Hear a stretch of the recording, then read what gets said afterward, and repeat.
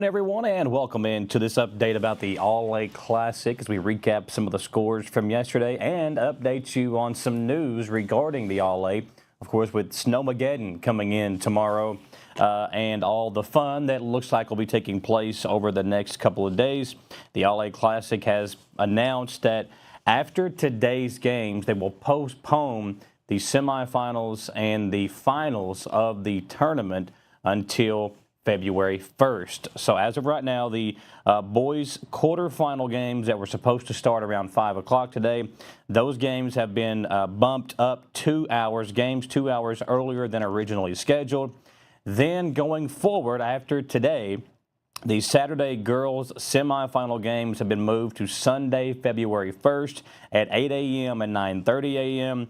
The boys' semifinal games have been moved to Sunday, February 1st at 11 a.m. and 12:30 p.m., with the championship games for both the girls and the boys to take place on the same day. So after today's games, they will move the semifinals and the finals all be played in one day on February 1st at the Owensboro Sports Center.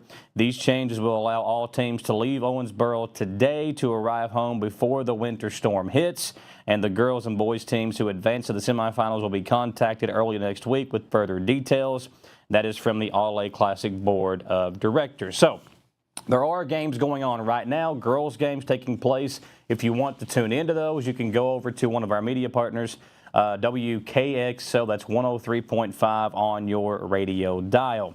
As for the scores from the boys' games yesterday, Clinton County knocked off Evangel Christian 55-39 to advance. Clinton County may be the favorite on the boys' side of this tournament, 18-2 overall record, and a 16-point win over Evangel Christian, who at one point was ranked in the top 20 in the state. Caverna now 13-5 on the year after a 66-46 win over Owensboro Catholic. They got the win yesterday.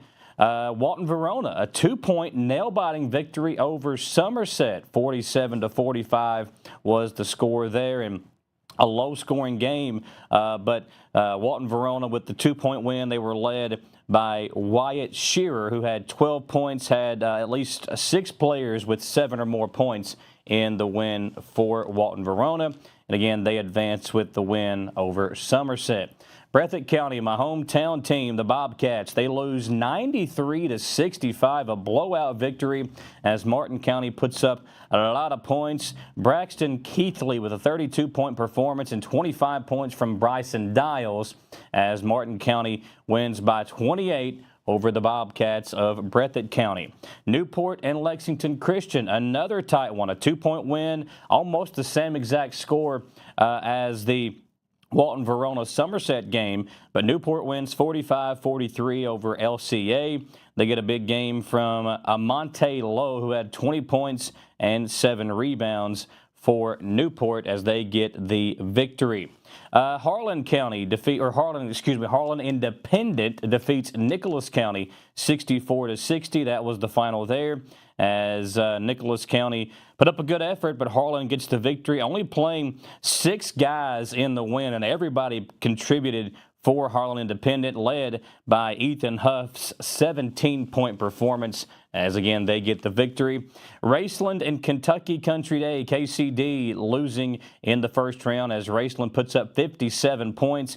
They get a 20-piece from Reese Hicks and 13 points from Eli Caines as they knock off KCD in the first round. And the final game last night, Lyon County and Mayfield. Of course, Lyon County, the former home of Travis Perry, who will be making his return to Rupp Arena tomorrow.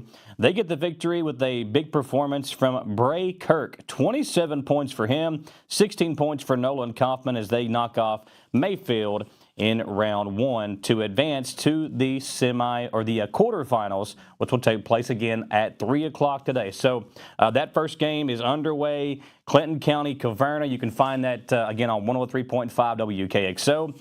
Following that one, we've got Walton Verona and Martin County. Should be a really fun game there.